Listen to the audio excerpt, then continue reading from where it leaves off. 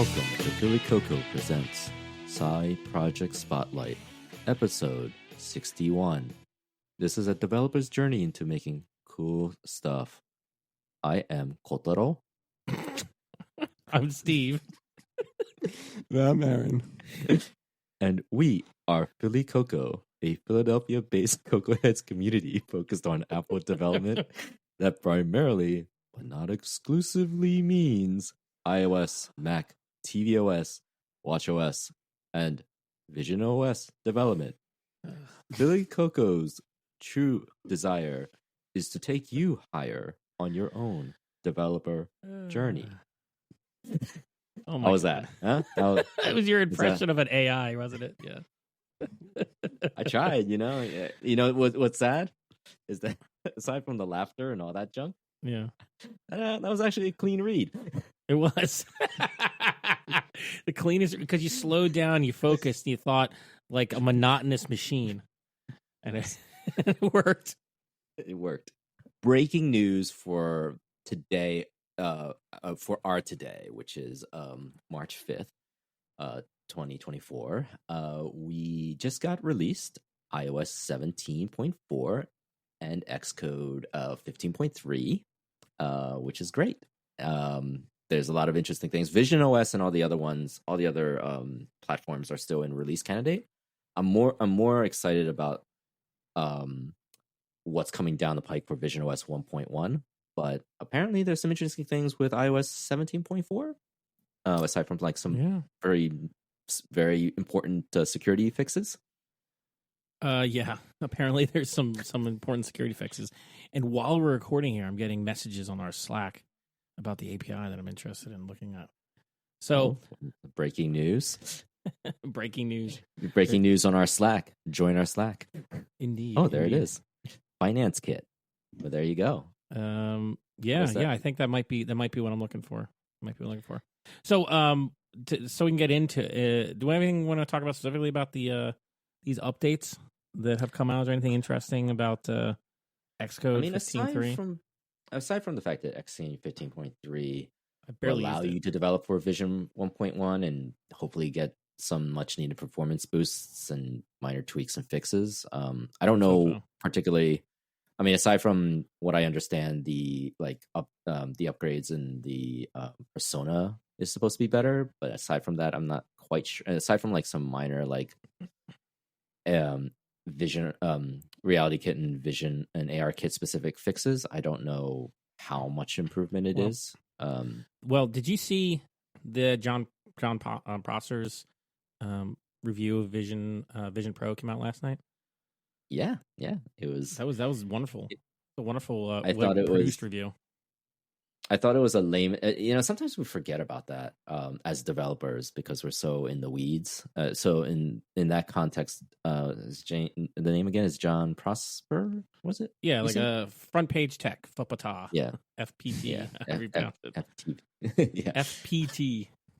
FPT. Yeah, which is a great channel on YouTube. But one of the things that made apparently like it's actually designed for visionOS in some ways in terms of spatial audio. So you want to actually watch that in the Vision Pro. So I might actually do that again. But one of the key points that was made about that, spoiler by the way, is this idea that he was hating on it in the beginning from a pure technical point of view because he has a background in film and video, so he can see the technical flaws in this product. But from an everyday person, like this is magic, to them. Like all these things that are happening. Okay, it reminded me of my reaction to it too, because I had a similar reaction when I was doing the demo. Of course, I haven't used it as much.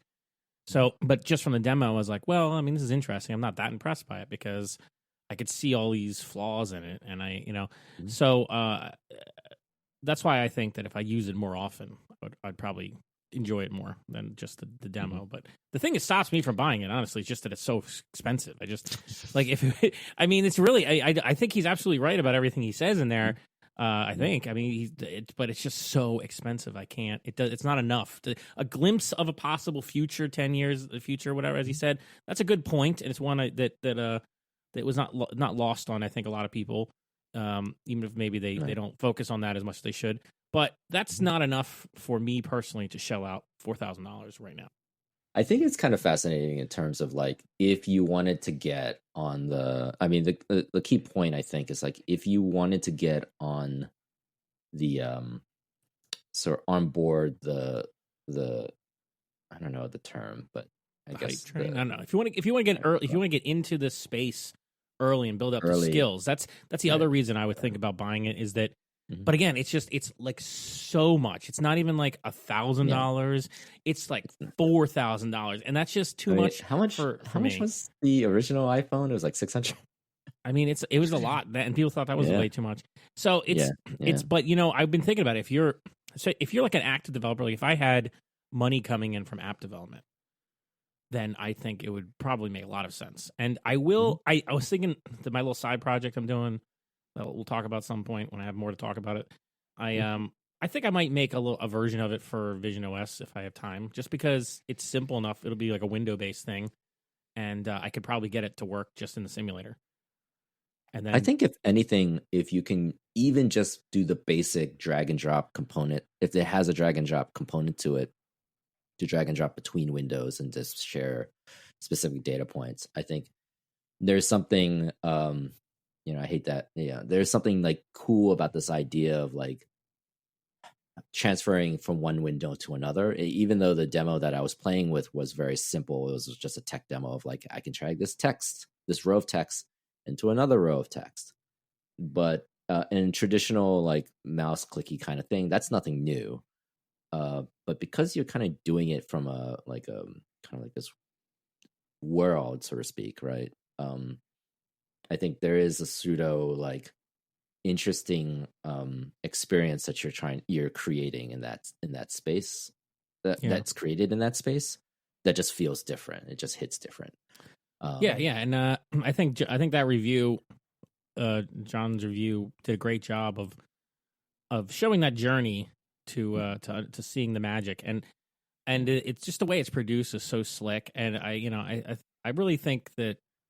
I don't know him at all or anything, but that channel has really grown on me. Like they've been putting out some really cool stuff. They did a really great documentary about Tim Cook recently that I thought was good, well produced, very slick, and his sense of humor kind of works with mine too. So I like his regular show, but this new stuff they've been putting out is like highly produced content in this space is very welcome. So. I think everybody should watch the Vision OS review. I'll put a link in the show notes in case you haven't seen it. It's really well worth the watch. What does he call it? Like the only Vision OS review you need? I wouldn't go there, but I feel like it complements. It was almost like a compliment to all the ones. If you like went on a binge and you decided to like watch all of them for some silly reason, they all do. Yeah, they all kind of take it from a perspective of a tech reviewer, which, all the specs, all the measurements, all the benchmarking, et cetera, all the walking in places you probably shouldn't be walking in. Yeah. Stress testing it or in ski masks and skiing or whatever. Casey Neistat skateboarding around New York City. Just perpetuating the Vision Bro, meme. Yeah.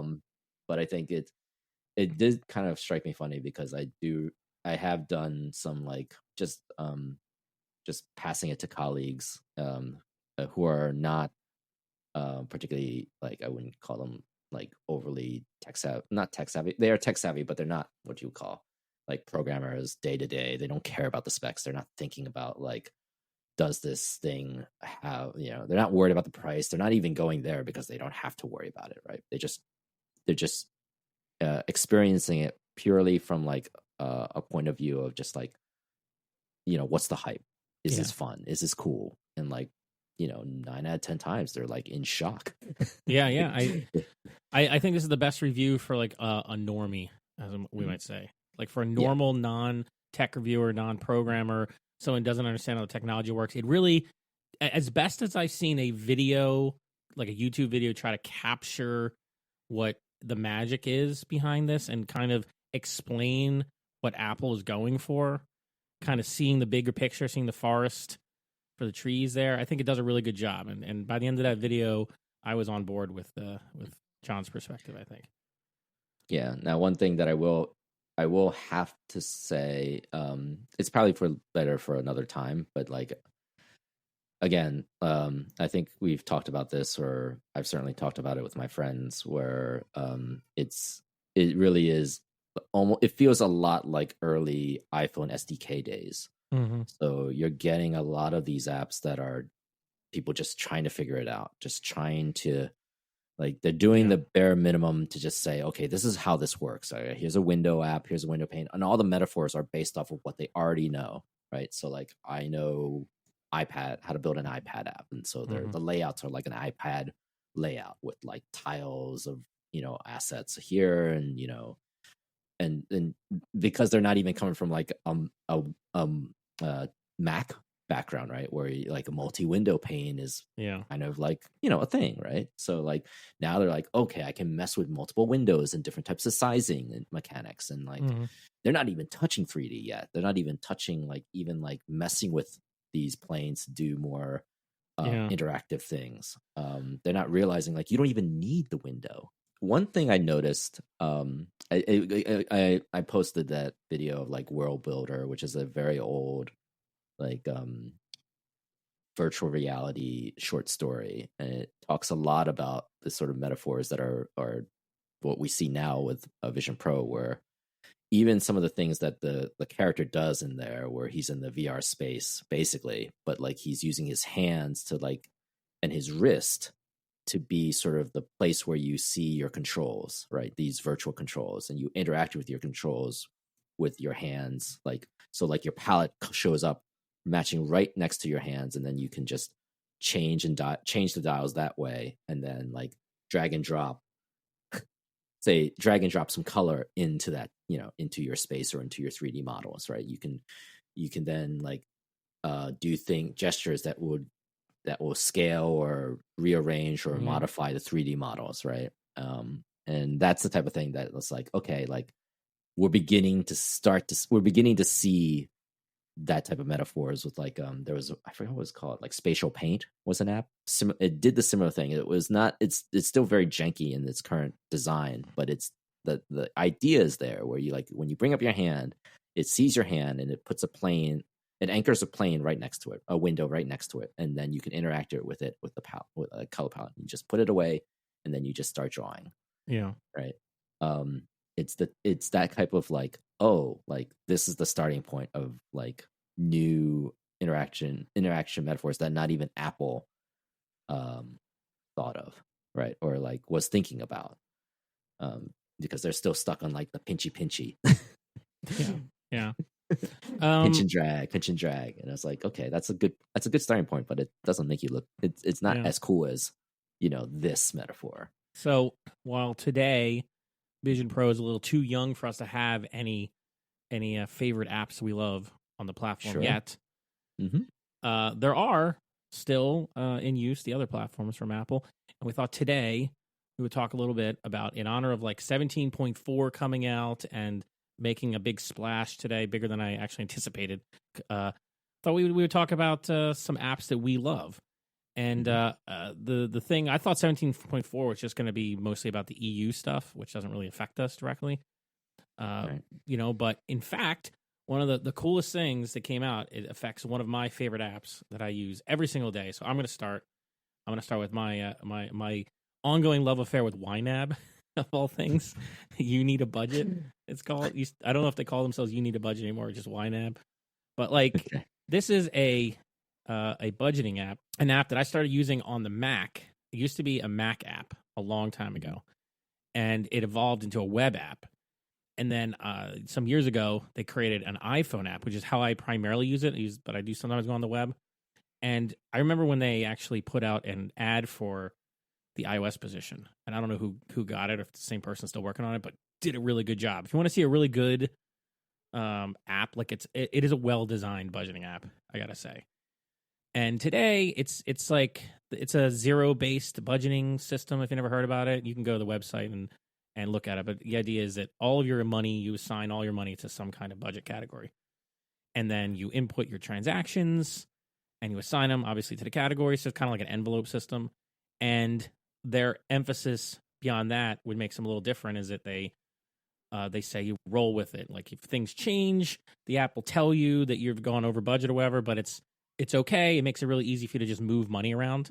So the idea is you always want to keep your budget balanced. You don't want to be, over budget on things. You want to make sure you're accounting for things all the time, and it forces you to basically prioritize your spending and your saving and to determine what is it that I want in life, money wise, and then you make that concrete by creating a budget. Then you assign actual money to it, and then you evolve it over time. As sometimes during the same month to month, day to day, it can change. And then if you use this system over time, you just start growing the amount of money you have saved because you've had priorities for saving for things. And so you'll just see naturally the money kind of grow in your bank account, which is what my experience was. It was a very similar experience to a lot of other people, and I've been doing it for years. But I wanted to talk about it today because specifically 17.4 released what apparently might be called Finance Kit. I'm not sure. That's what we got the while we're recording here. That's what we got from the Slack. But there is an API integration that allows any budgeting app, not just YNAB, a bunch of apps announced this today, to import transactions from the Apple Card, the Apple Cash Card, and the Apple Card savings account. And that's actually cool because one of the most painful things since I've had an Apple Card and using YNAB is I've had to go into this app like every day and manually put in all my transactions like that I get from like the Apple Card, the Apple savings account, for instance, because you know how that thing automatically rolls it in, you automatically get your cash, goes in your savings account. Mm-hmm. Well, imagine it's like every day you have 70 cents, $1, whatever, and you just keep getting these little transactions you have to keep reconciling all the time. Right. It's very annoying. So this will be helpful because I'll still put in my transaction when I spend money and stuff, but some of these things like the stuff coming in from the card, from the savings account, now you can automatically import that stuff just like you could from your bank account, and then you can reconcile it. And I don't know exactly how it works because I wasn't sure what the API was, but it might be Finance Kit. It works. It seems like it works on device because if you change your iPhone or something, you have to unlink it from YNAB and link it again, and also updates in the background with background refresh. Okay. So I'm guessing it's an API that works with Apple Wallet on your device for security reasons. That's my guess. Oh, and then that kind of makes sense. Yeah. Yeah, and then what YNAB does is they take the transaction data and they said they can only get the last 30 days or something, and then they take and they'll obviously upload it to their server so that it syncs with all the devices. But I think that means that the first device that you link, I think, is like the Oracle Truth for the data from the wallet. So it makes sense to do it on your phone. Not necessarily an iPad. Mm-hmm. But so anyway, it works, and I think there's other budget apps that came out that they're out there. Mint used to do this apparently, but Mint is no more, right? Yeah. So so there's other ones that announced it. So it's very cool, and I highly recommend YNAB if you're looking for a budgeting app. What's the pricing? Oh yeah, it is a monthly plan or annual. So it's like $100 a year now if you pay annually. Right. So yeah, I think it's worth it because it's ended up saving me so much money, in helping me. And they have a weirdly free 34-day trial. Yeah, 30 because you gotta get through an entire month.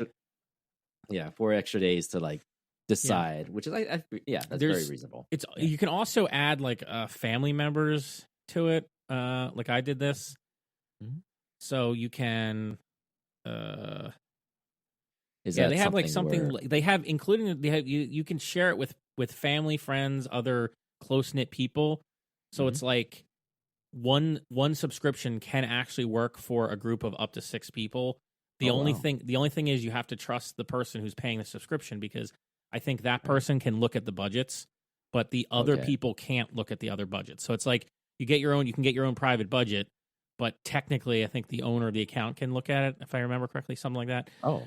So it's meant for close people. It's not meant for you to just use it for randos or whatever, but but it's you can if it's for your family or maybe your close friends or something. And I've tried to get people in my life to use YNAB with this. I was like, look, it's free. You don't even have to pay. Like, I'm paying for it already. You could use one of my slots. But, I've been unsuccessful so far in spreading the YNAB religion. But I'm a fanboy. I don't know what to say. I even got a T-shirt from them because I said something on Twitter, I think, once, and they sent me a T-shirt. Very nice. So very nice. I will admit that I am a biased person because I've been using it for years. But I think this is actually interesting because I am obviously, now that Mint's gone, I have to find something to replace it. And sadly enough, Mint was a favorite app of mine from the standpoint of like it was probably the first app that did a really good job of giving you a really good snapshot of your entire financial situation. Probably one of the first, I think, in my mind, that felt like, okay, these graphs make sense. Oh, I'm spending this much on this. Oh, you can filter down to the things of like, why did I spend so much on food? And it will give you the pie chart, and then you can break it down to the transactions or your your net worth or your net or your assets over time. I mean, those things are just really valuable in terms of like giving you a reasonable sense of like if you're going in the right or wrong direction during the year or during multiple years, and definitely was one of the things that got me more or less back on track with a lot of stuff that and YNAB has some charting like that, but it's on the web app more than it is on it's very limited on the iOS app. But they do have that makes sense to me, right? Like I feel like sometimes people, it goes back to like this idea about respecting the platforms, right? Of like each one, the web does something better than the mobile does, because mobile is much more of like a quick hit, just trying to get a sense of like just something very like fast paced versus like I think you want to take more time and have more screen real estate. You do it on the web or you do it on your desktop. Yeah, there's even a watch app too. But yeah, the mobile stuff is really more about entering transactions quickly and checking like what your balance is and what's left in some budget category quickly, so you can make decisions throughout your day. Right. It's trying to remove friction of the part of the process where you have to actually input stuff all the time. It's trying to make that easy by just letting you do it wherever you are. Do you have any service, Aaron, any web services or SaaS programs that you love? Or that you hate, maybe? Anything? Or you despise? Sure. We're not going to mention that. So I think I mentioned Training Peaks before. Training Peaks. Okay, that's but I don't really use it that much. So I haven't done any like big events where I need to plan a whole year's worth of training. But if you're doing that, that's a great app. They have a iOS app, a web app. And I think the real big thing is if you're working with a coach, then their whole platform is designed so like coach sends you workouts and then you give your feedback. So I did that for a while, but since I don't have any big events, I'm not really using it. You're not doing any what's it, not marathons, triathlons anymore, or I haven't since 2020. So another thing the pandemic destroyed. I was about to say you can come back to it now. No, I can. I just might even be more competition. I don't know, Aaron, if you saw. I don't know if you follow Casey Neistat at all. No. Well, he's been a lifelong runner, and he had a video recently about accomplishing his like lifelong dream of running this like particular time in a marathon. And I think he just recently did it in his 40s. Like and he tried over and over and over again with a trainer, with a coach and everything. It was actually a very inspiring video. It got me pumped up. I was like, I want to go outside and run. I didn't actually do that because it was like raining or something. But, if I was Aaron, if I was already a runner, it would have probably made me go outside and run. Yeah, probably Aaron would still probably starting in the rain when you're just starting out. That's really a way to kill your passion. Make sure you stretch too. Don't just go out there. Is that true, Aaron? Should you stretch before you run? So I've seen conflicting advice. You got to do the right kind of stretching. Okay. Like dynamic stretching. Yeah, that was like what it was when I did martial arts a lot. It was like more dynamic stretching beforehand and then static stretching at the end after we're all warmed up. Okay, cool. So Training Peaks. I'll try to find a URL for that. Okay, so that's Do you have any creative or productivity apps, Steve, that you love? What about you? You haven't done one yet. Me? Well, Is it up to you? I just said Mint. Oh, Mint! You counted that. I thought that was just part of our whole conversation. Isn't Mint done? Isn't Mint over? That was. Oh, okay. There are a lot of. See, I got confused there. My personal list that have died, so I can briefly talk about the ones that died. I thought we were talking about ones you could use today, not ones that are dead. But okay. Well, I mean, I don't know if it's dead. Let me rephrase this. No, Trello, it is, isn't it? Isn't it Mint? Mint gone? Mint is gone. Yeah, so, Mint's gone. I have to find a replacement. So Mint is gone. RIP. Mint. Yeah. Okay, so it is back to Mint. Then what you're saying? Yes. Yes. So my next app is one I use every day and recently got updated. So another good one to talk about. And that would be OmniFocus 4, version 4, I think is the latest one. It is, it took them, I don't know how many years they've been working on this one. I bought version 3, maybe 2. I've been using this for a long time. I spent, hundreds of dollars buying all the apps. They recently upgraded, I believe I think it's all built in Swift UI now. And it works cross-platform. In a way, in a true way. Like the old app, they had an iPad version, iOS version, a Mac version, but the features weren't all the same.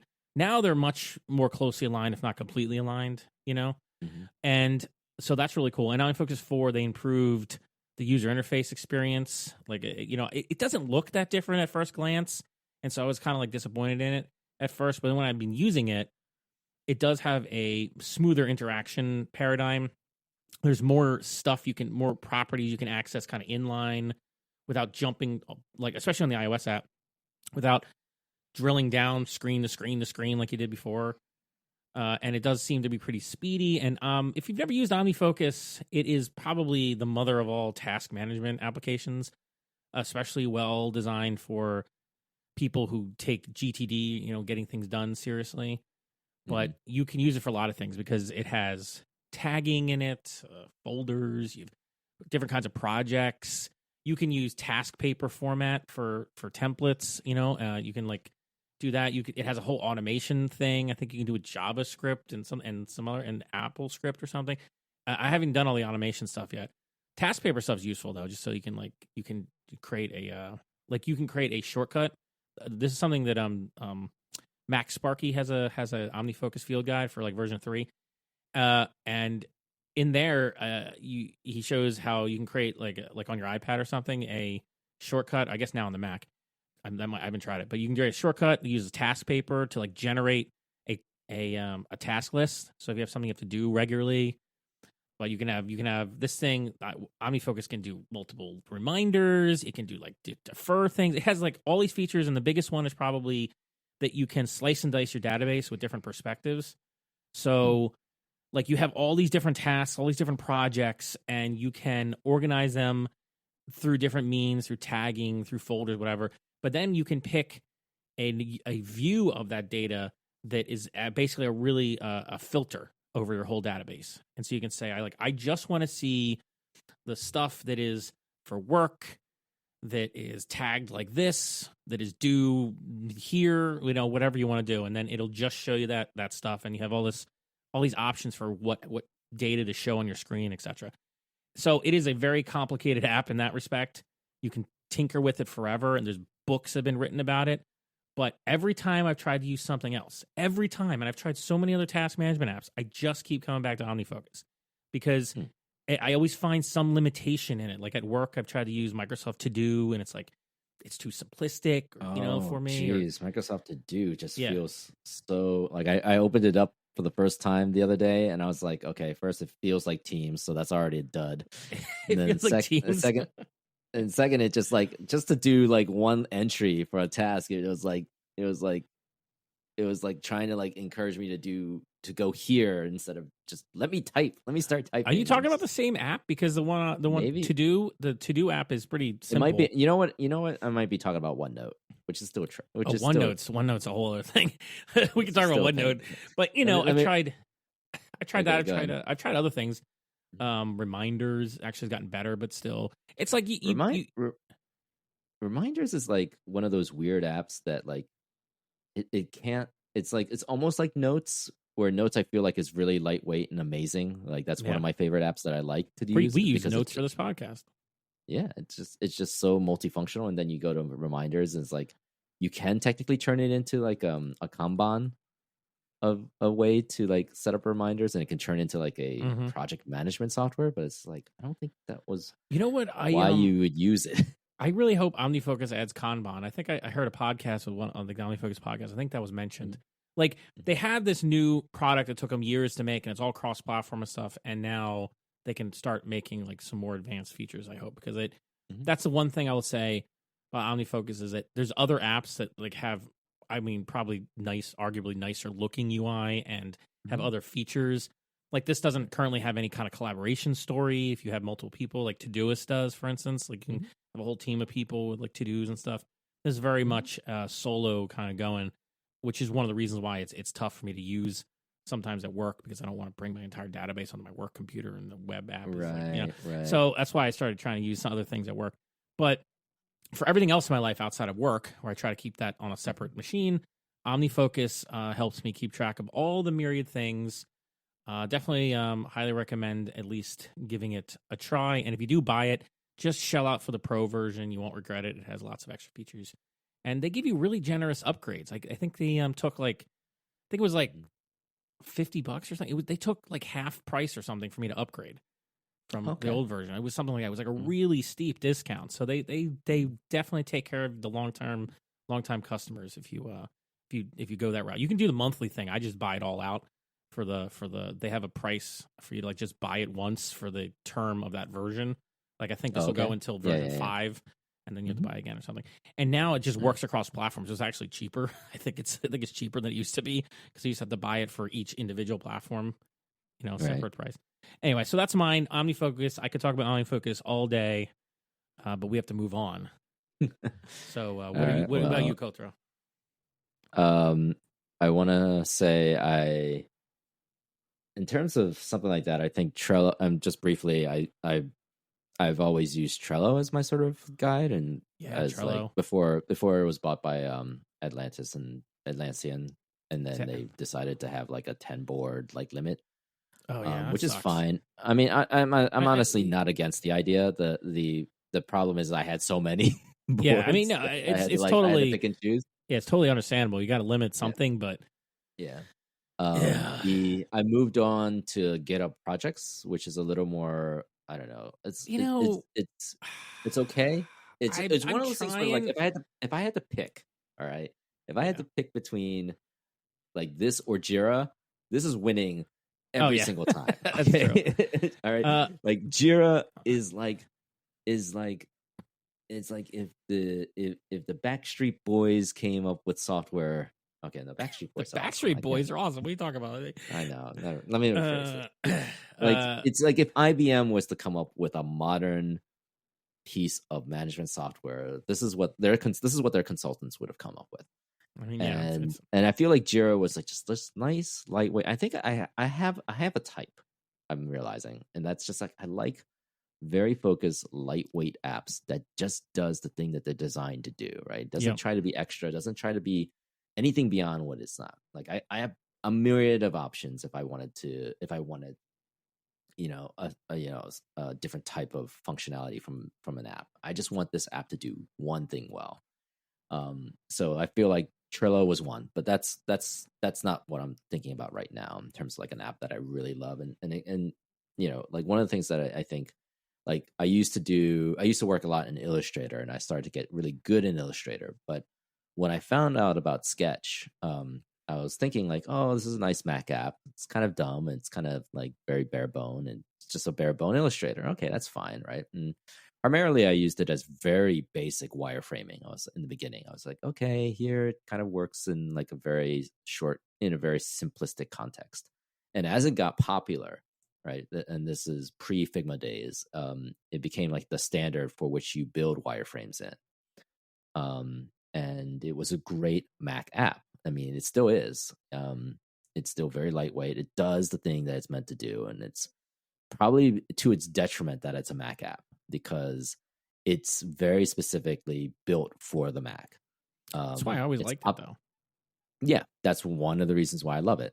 is because it is, it is consistent with just being what it's good at. It has an iPhone app that's much more of a view portal. It has a website that is also used as much more of like, bare minimum like tweaks and commentary that you can do on that, but there's no expectation that you would do your editing on the web versus like at least back I haven't touched the web version in a while, so maybe that's changed. But the thing that differentiates this versus Figma is that this doesn't necessarily encourage the cross collaboration, real-time collaboration that you can do in Figma. Where They do Figma, you have can just the online stuff they have.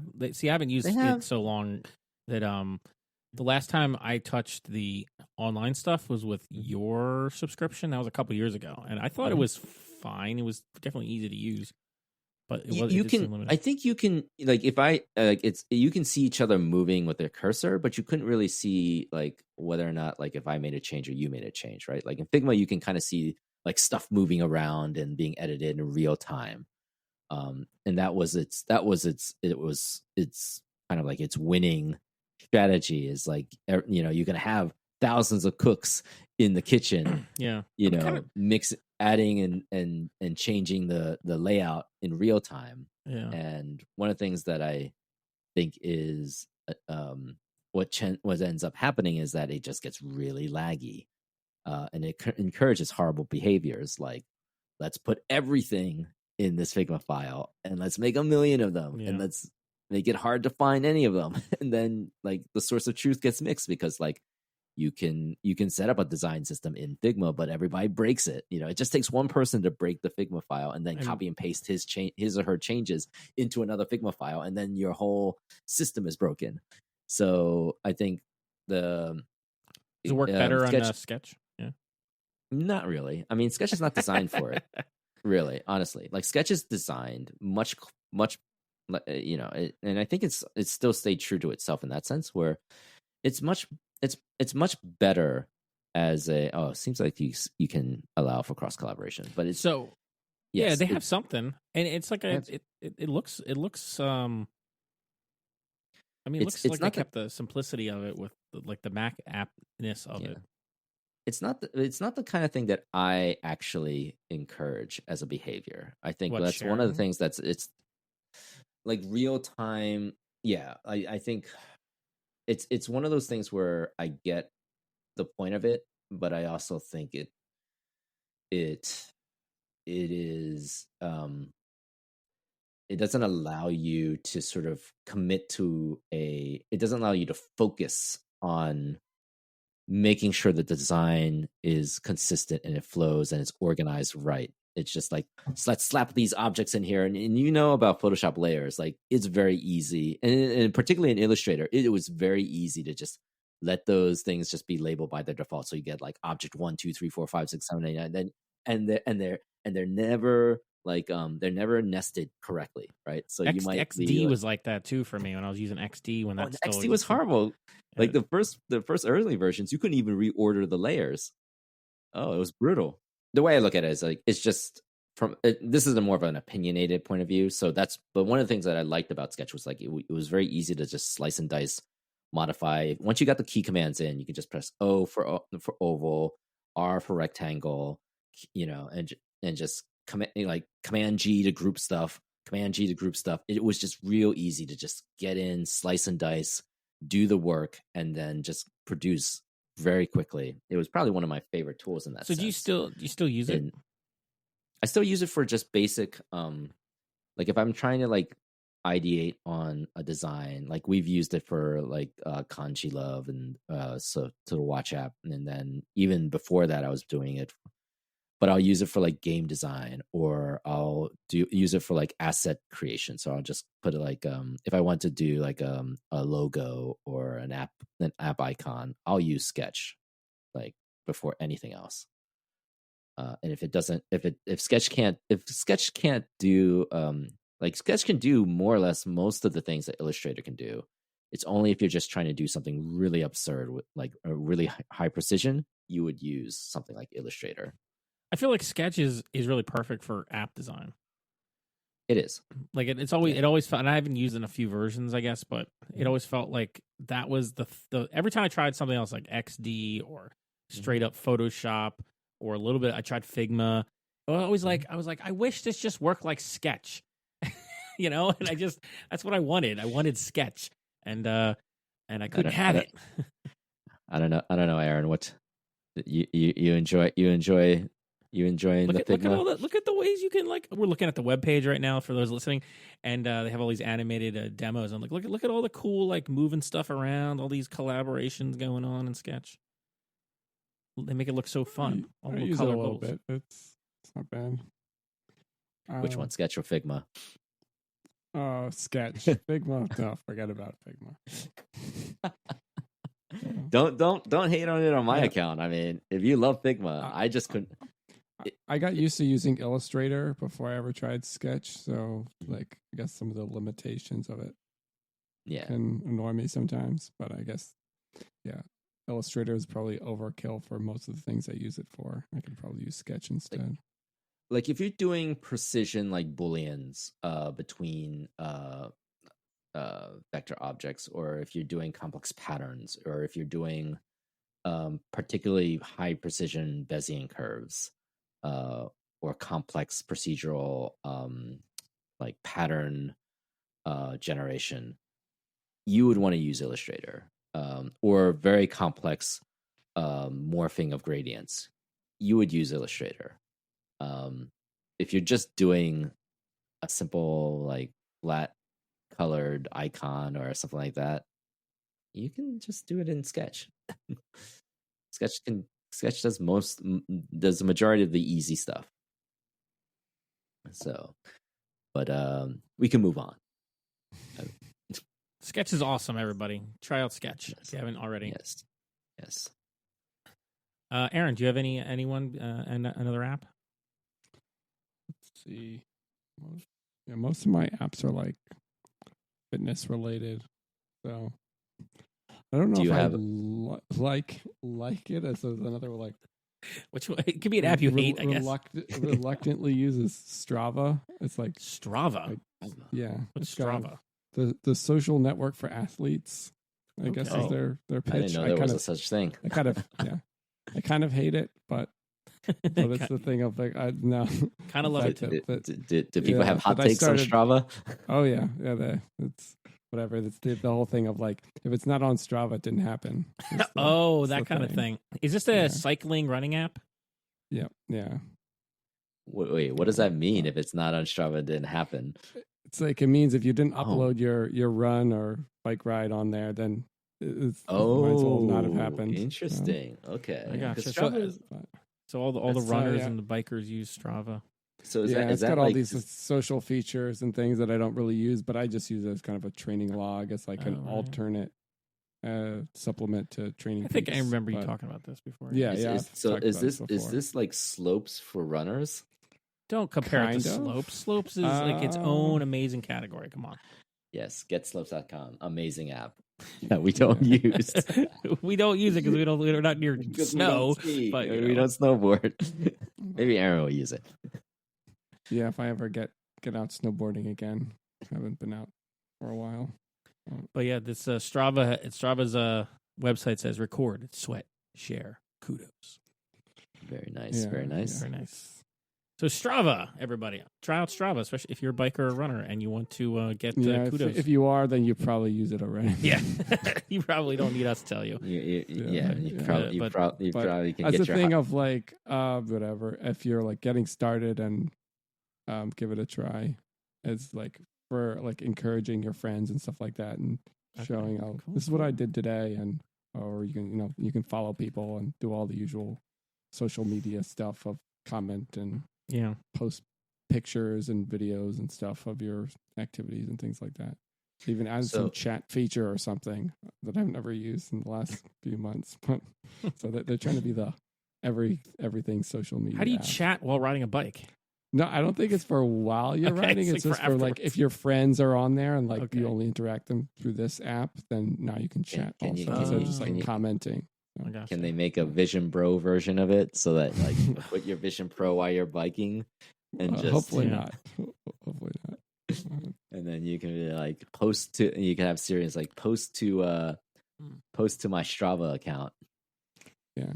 The thing that I use it a lot for is like creating and sharing routes especially for bike rides. It's not, you don't really, I don't really do like crazy complicated long runs, but for like riding, if you want to do something you've never been before, then like map out your route and then you can send it to your Garmin bike computer or whatever other model you have, and you get turn by turn directions and things like that. So, nice. I want an excuse though to bring this one up. Not one I use every day, but I decided while we're sitting here that I want to talk about it because it is a wonderful example of an indie app, and that is Bike Outliner. It is exactly as it sounds. It is an outliner you'd use while riding a bike. No, it is an outliner. I was about to say, it's like, no. I believe you. Yeah, I think it's called Bike because it's like the Steve Jobs quote that like computer is a bike is a computer computer for the mind, bike for the mind. Bicycle for the mind, yeah. So what I like about this app is if you ever try to find an outliner, I always find a hard time trying to find an outliner. But outlining this is a writing app that is built around the format of outliner. So I guess Omni Outliner has one, but I haven't used it in a while. What I like about it is it has one of the smoothest like writing outlining experiences. It's just the way that the animation works for the writing, the way it has a certain feel which is hard to describe, but you know what I mean. Like when you are in an app and you're typing, the subtle way that the app responds to your input, to how the animation timings work, that kind of thing. An application that you're just writing in can have its own kind of feel. You know what I mean? Like if you use OneNote and how you hate your life while using OneNote, but when you're writing that. But this, why would you put yourself through that hell? I don't anymore. I stopped. I went to just using text files in like Obsidian. So, but we can talk about that app sometime. That's the one I use every day. So Bike Outliner though has just this really wonderful typing experience. It has a lot of features in it, but I like that it's an indie app. I think it's just one guy. It's Jess. I don't know pronounce his name. Jesse Gross-Jean. I don't know. Hogbay Software, we'll say. Hogbay Software. I'll put a link in the show notes. It's pretty cheap. It's a nice outliner. I've used it to do outlining. I think outlining is a great way to organize your thoughts. So I've used it for like brainstorming a app idea, and I start coming up with stuff, and it just kind of naturally, it makes it really easy to kind of naturally put things into a rough hierarchy as you're going. It's good for that kind of thing. And then you can obviously collapse and open up things in an outline. If you never really got into outlining, it's kind of hard to describe how useful outlining is. But there's like a subset of, I think, Mac users even that have loved outliners. Outliners are a thing, and I'm kind of one of those people that loves outlining. So it's a very fast, fluid app that's kind of just a joy to type in. So highly recommend it. It's a great example of an indie app. As you said, Kotaro, it's an app that tries to do one thing really well, be a really good writing outliner, and just does the things outliners do. It's like you can write in it, you can move pieces around, you can kind of jump around the parts, you can do all the things you might want to expect an outliner to do, and that's it. I don't even think you can put images or anything. I'm not sure. I don't even know if you can do that. I think it's just about text. Okay. So very cool. That's mine. Okay. Cool.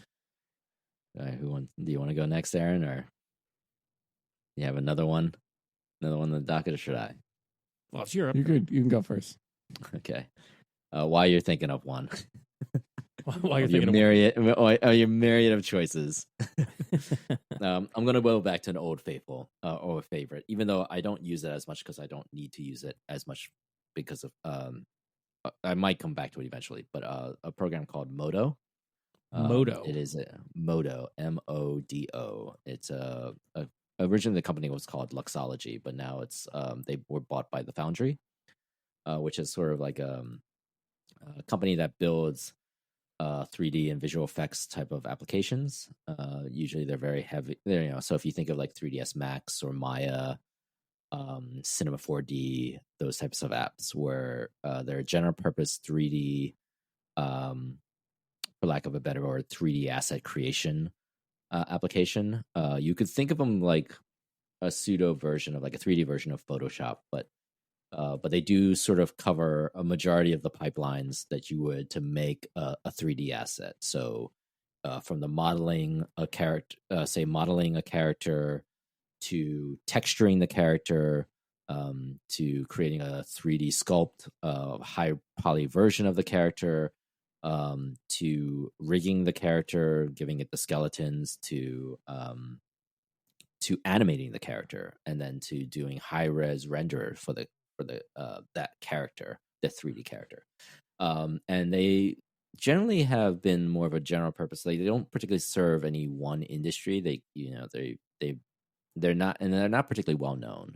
I mean, they're known, but they're not particularly like the top of like a list of 3D artists. So you would see like on the low end, maybe Blender, which has actually inspired a lot of its UI from Modo originally. They've already admitted to such.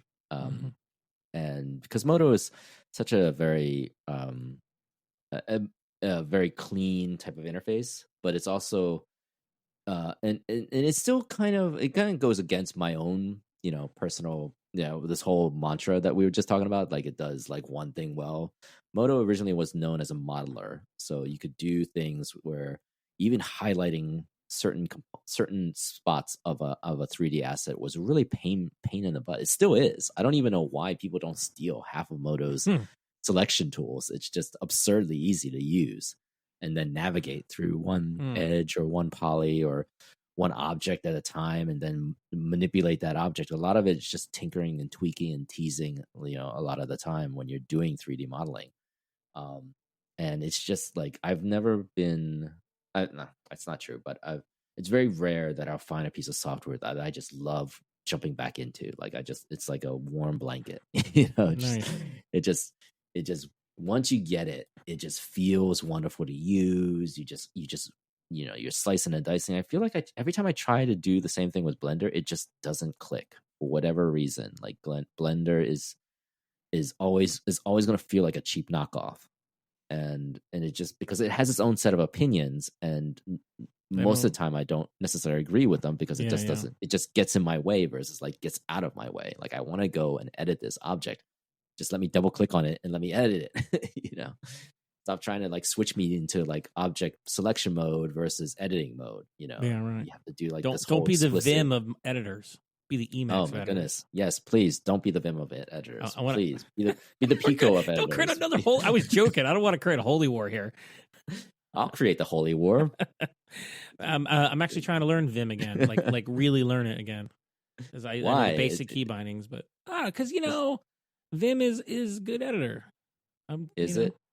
I don't know. People keep saying it is. I want to try NeoVim, so I just downloaded it. We'll see what happens. I mean, it's like saying. I mean, here's the thing that I used to use Emacs. I used to be an Emacs guy, like a hardcore Emacs guy. I love Emacs. I mean, I loved Emacs. I loved Pico. I loved Sublime. Yeah, I did a whole bunch of Perl programming. Built a lot of Perl stuff in Emacs. I loved Text Wrangler for a while. Yes, I used Text Wrangler. Yeah, and BBEdit is what the full version of that is, right? I used to use TextMate, which is what DHH apparently used. Yeah. Apparently TextMate. Apparently, was amazing. TextMate was amazing. It was kind of almost the precursor for me before I went to Sublime, and I stayed on Sublime. And I was like, I was like, you can't. Even when VS Code came out, it was very clear that VS Code was going to be the winner of between the two. I was like, I loved Sublime so much. Yeah. And ever since, I've been like hoping for an editor to come out and be like, hey, I'm the new Sublime, which I think Zed feels close to that. ZED. Zed. I don't. Yeah, it doesn't have the same level of extensibility that VS Code has right now, but it does feel like, and maybe because it's a Mac only app, that's probably why it feels so natural and smooth on the Mac. It's just so lightweight and just does what it's supposed to do. I just downloaded Zed, so I'm gonna give Zed a try. So that's two that you've just done there at the end there, Zed and I know. Modo. I was just sneaking them. Maybe I'm just doing it for Aaron's sake, just in case he just says, so I just hate all the rest of these apps. we could keep doing this forever, but we're running out of time. So Aaron gets the last word here. If he has any last app to do. You got to make it good. I don't know. I guess I think I've mentioned this one before. Another fitness app called Zwift. Swift? Zwift with a Z. Zwift. Yeah, ZWIFT. Oh my God, Apple Notes doesn't want me to write Zwift. It keeps saying it's Swift. Yeah, but it's a virtual training app for stationary indoor biking. Yeah, it's like designed by a video game developer, and okay. it's just a fun thing to distract yourself during the boring winter months when you can't get outside. I need one I of know those. some people do it all year, but usually I kind of shut it down in the spring, summer. So that bike, is that something that you have to buy custom? Yeah. Okay. Yep. So no, it's like, well, there's all kind of options. You can get one of the trainers that connect to it and you put your own bike on it, or you can get like a indoor bike that works with it. But okay. Yeah, so that's part of the complication of, it's not like Peloton where you just like buy the thing and it has a subscription and it's like, it just works. It's like requires a little bit more setup. So actually, now that you've mentioned this idea or this product, how reasonable would you be to like come up with like a Vision Pro version of that, right? So like, there is some people have like basically used this in Vision Pro by, I guess, using the iPad version or something like that. Okay. Oh, right. So they should make a Vision Pro. It just seems like very hot having this thing on your face. I don't think you get very sweaty. You can take the light shield off, you know. Yeah, you can. Yeah, you can. Some people do sounds that. Like a recipe for ruining your $3,000 headset. I'll send you a video. I'll send you a video of the one reviewer who reviews his fitness apps and gadgets, and he's riding on this app with Vision Pro, and the whole thing is like soaked. Oh God, that can't be good for it. The whole lights, yeah, it's just. That can't be good for it. He's brave enough to ruin his hardware for the views. You know, tax deduction, and he's probably got insurance. Oh man, does Apple Care cover sweat damage? I don't know. Why not? Probably not. It doesn't cover water damage. Why not? It wouldn't cover water damage, right? It's not meant for athletic. I don't think it's meant. I don't know if they say that anymore. No, it does not seem like the same guy who took this thing out took the Vision Pro out on a real outside bike ride. I think I saw a video of someone trying to do that, and it didn't work. I think I shared it. Anything outdoor, like, terrible idea. Anything outdoor is like all bets are off. Yeah, he said the battery died on him when he was riding. So, but I guess it still ended up in one piece.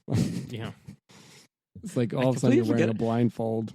I completely forget about that fact. Is like the moment, like if you pull off the cable comes off or whatever, it goes pitch black and you are screwed. Yeah, you don't want to be doing anything active. You don't want to be going fast. Yikes! Doing that. Yikes! Or really moving at all. Stay safe out there if you're using Vision Pros. We don't recommend you use them outside on a bike. Nobody don't be a hero. Don't be a hero. No. Follow Apple's instructions and common sense, please. Yes. Okay, so cool. I think we went through a lot of good apps today. Hopefully, you will check out some of them. I got my work cut out for me to make sure I get links to all of these amazing apps that we love.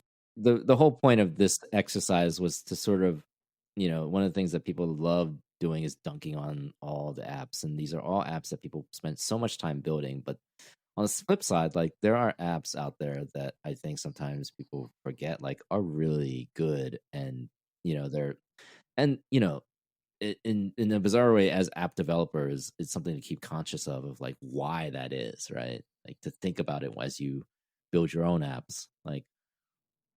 What is it about this particular app that makes it so good for you or in general?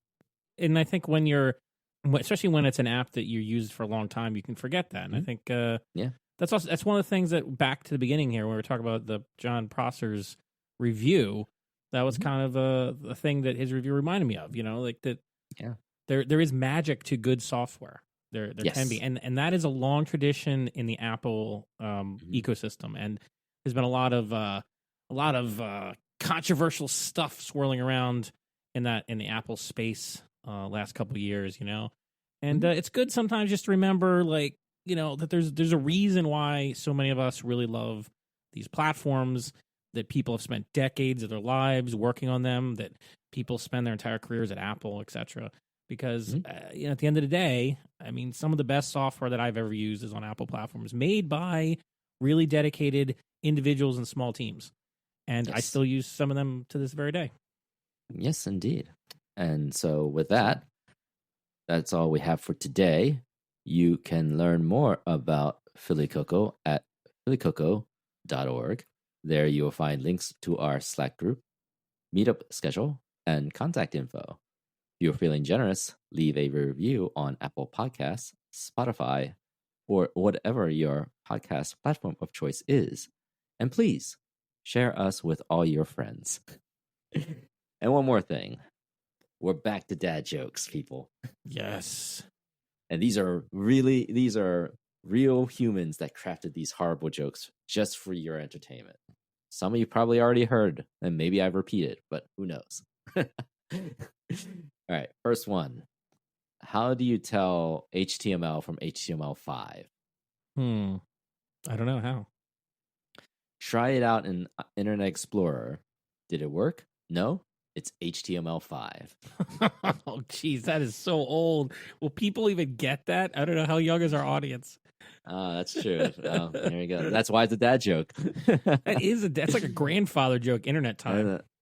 Fair enough. Maybe I've said this one before, but just in case. What do you call a programmer from Finland? I don't know what. Nerdic. Oh God. This is like quintessential dad joke territory right there. One more. Right. There are 3 kinds of lies according to programmers: lies, damn lies, and benchmarks. Oh, that's a classic. That's a classic. I love it. Till next time, good luck on your own developer journey. We will cheer for you always. You don't even need the window.